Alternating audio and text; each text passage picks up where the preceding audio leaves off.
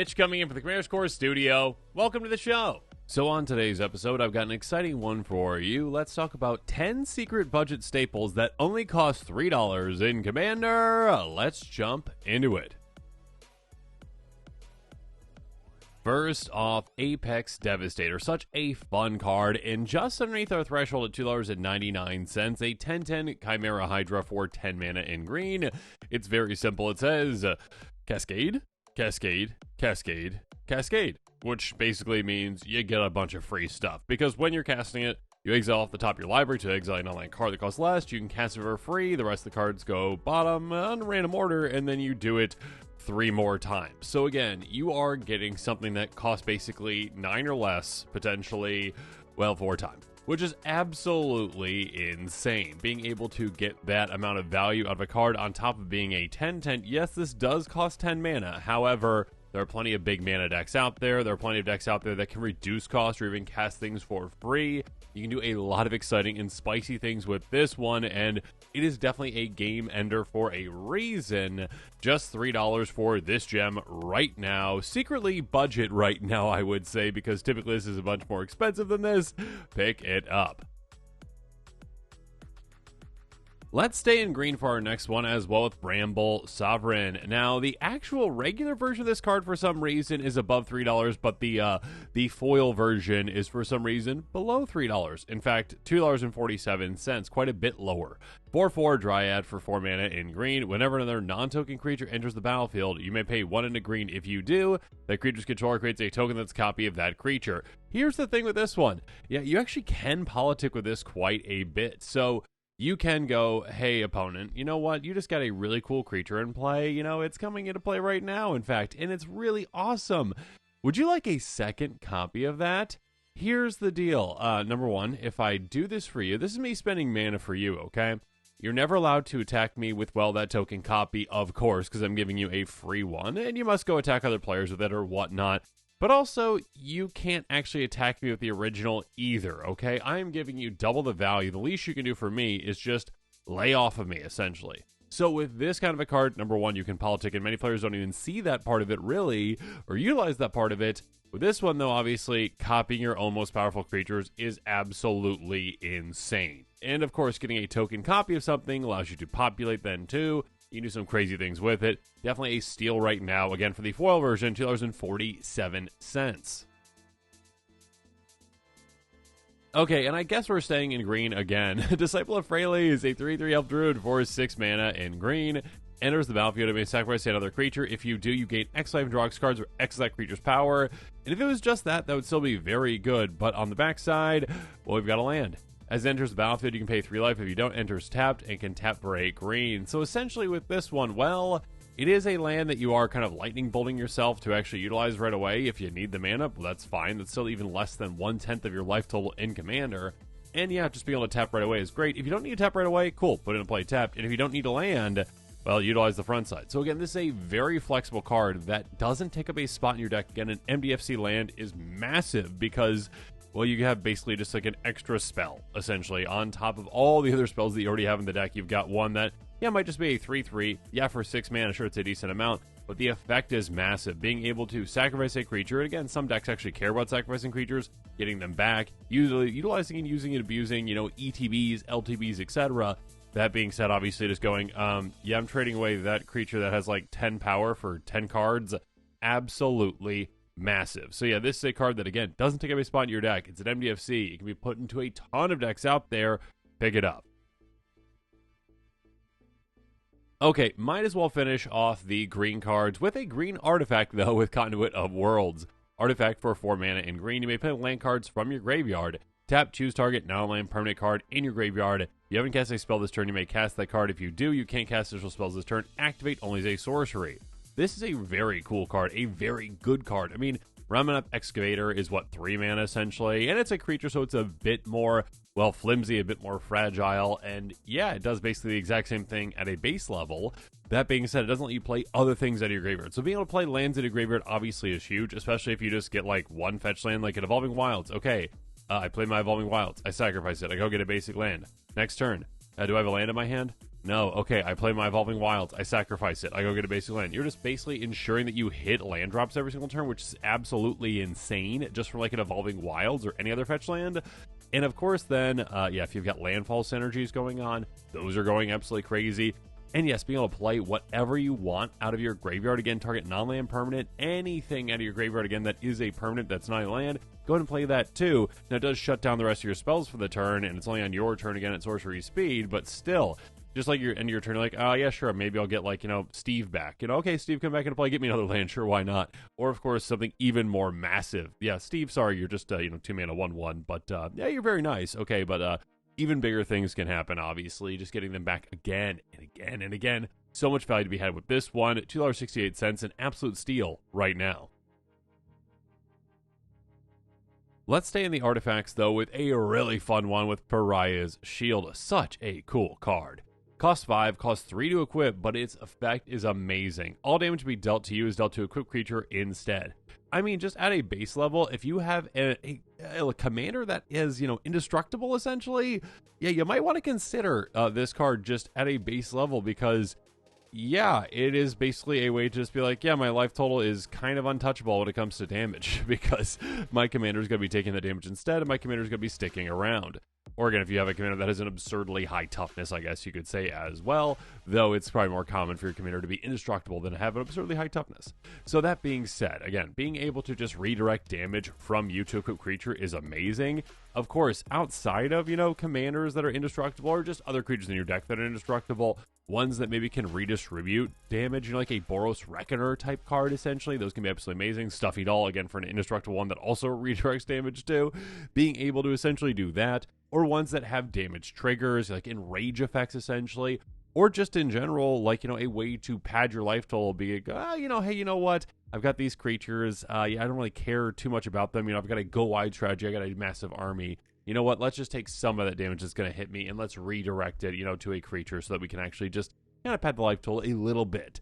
That being said, obviously, there's certain ones that, work better than others. Again, like indestructibility. It's just like, yeah, you know what? Let's just pad the life total permanently. There's a lot of decks that can consider this one that aren't considering it, and yeah, you should be. It's an amazing card that is just so much fun. So yeah, a lot of things to consider about this card, but it is one that is just something that can just really put a giant spin on the game. Pick it up right now. Next up, Flame Shadow Conjuring. Such a solid card. Enchantment for 4 mana in red. Whenever a non-token creature enters the battlefield under your control, you may pay red. If you do, put a token on the battlefield that's a copy of that creature. The token gains haste. Exile be your next end step. This is one where, hey, you know what? Let's just double up all the things that we're doing with our creatures. Again, for an extra mana. Yes, you have to pay an extra mana, sure. But 1 extra mana to get an extra copy of that creature, yes, it's temporary. Although sometimes it's kind of not, because there are ways to keep that around. There are ways to get additional copies of that then stick around, like Populate. Regardless, being able to even just get an extra ETB out of a creature. Again, if you have something coming into play and you get an ETB and then you go, okay, yeah, I'm getting a second version of that and I get that again. Or again, an attack trigger or a combat damage trigger or a death trigger if you have a way to sacrifice it, or a leave the battlefield trigger because it's going to be leaving anyways.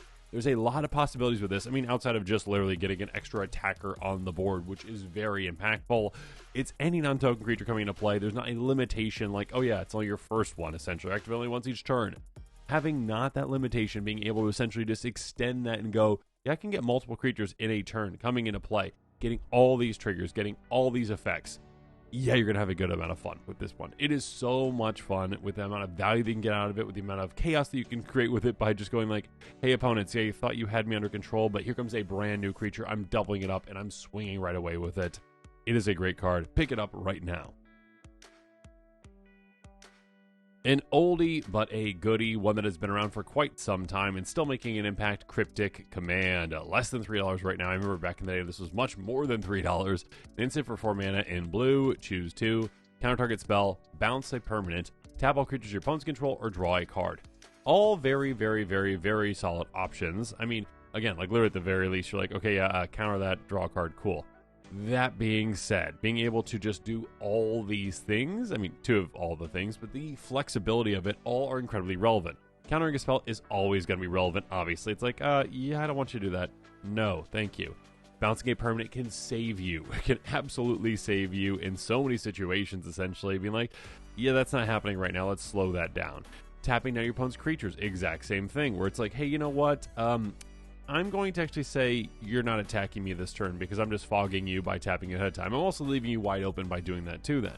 That being said as well, it can actually help you on offense too. So it can bounce a permanent by being like, okay, we're at the end of the game, everyone's kind of turtled up, I've got a massive army, let's unturtle you, okay? You are all now just defenseless. I am just tapping on your creatures, and I'm coming right through at you. So again, it's offensive and defense, and of course, draw a card. If you need to replace this card, if you need to draw and dig deeper in your deck, you can do that as well.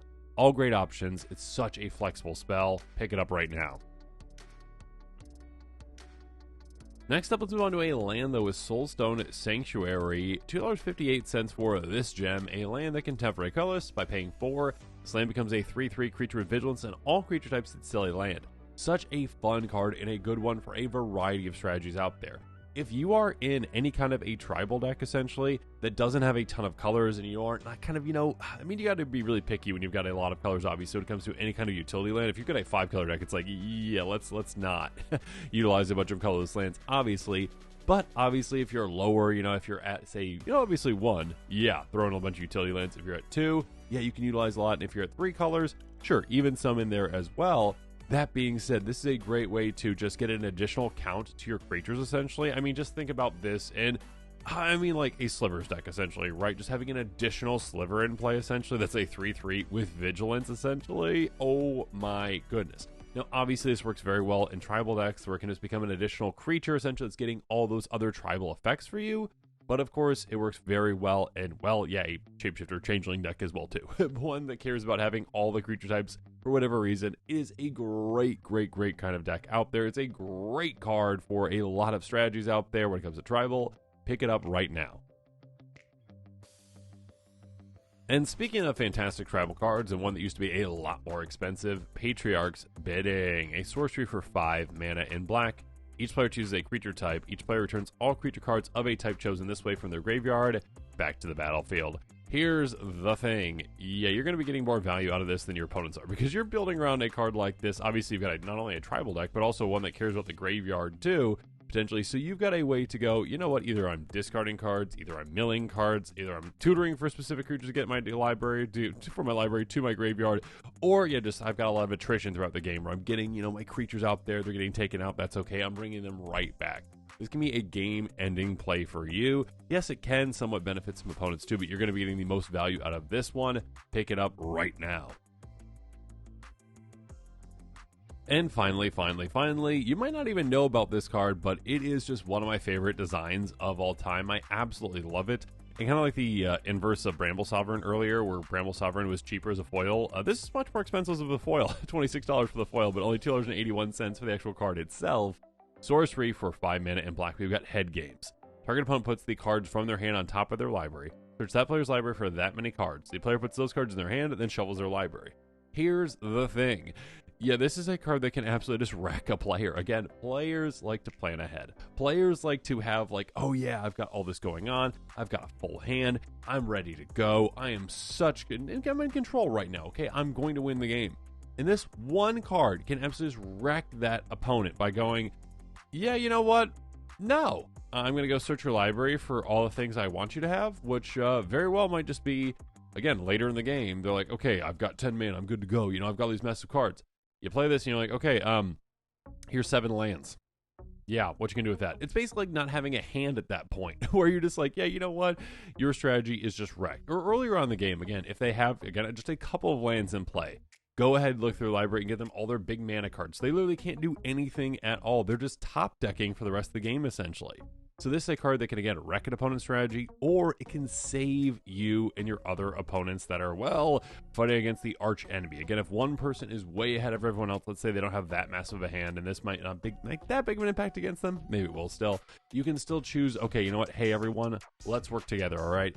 That player right now is in such a good position. Okay, hey, one of you two, do you have, a board wipe for this situation? Do you have the perfect card to respond to them with this? Okay, I'll go get you that exact board wipe that you need to clear them out, essentially, and then also, get you a card that maybe you want, okay, that doesn't impact me too negatively. So being able to politic with this one can be great, but of course, just being able to wreck one player, especially the player that's at the top of the game right now, it's a massive card to do that. So yeah, pick it up right now. I love this card. Such a unique card, and one that, well, lets you play head games on your opponents. And with that, this episode is coming to a close. Make sure you comment below with your thoughts on it. And of course, as always, thanks again and have a good one.